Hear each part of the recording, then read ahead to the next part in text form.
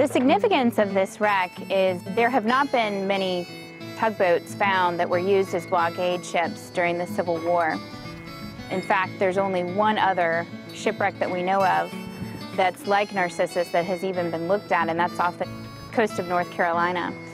And looking at this site archaeologically as well as historically allows us to really understand a lot more about the inshore blockade operations that were utilized during the American Civil War.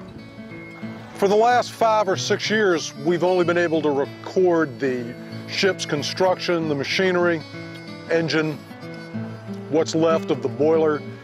Today's recovery of the lantern adds a humanistic quality to the interpretation of this site. And because the Navy gave us permission to bring this up, this will be a tangible reminder that this ship was crewed by people exactly like us.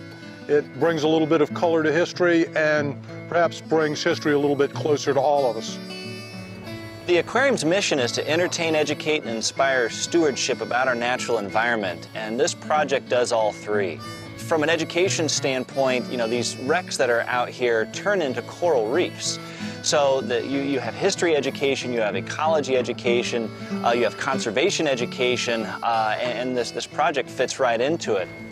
I think what has made this unique is that we were able to broadcast live from the bottom as well as record in exact detail precisely what went into recovering this piece and into the interpretation of this site. And in almost 30 years of doing this, it's the first time I've had the opportunity to do something like that, share it with school children through the education program at the Florida Aquarium. Pretty special. For Narcissus, we are in the process of turning it into the 12th preserve for Florida's underwater archaeological preserve system. And we've received permission from the United States Navy to do this, which is really neat because it's the first time that the Navy has allowed one of their ships to become part of a preserve system that anybody can go out and dive on.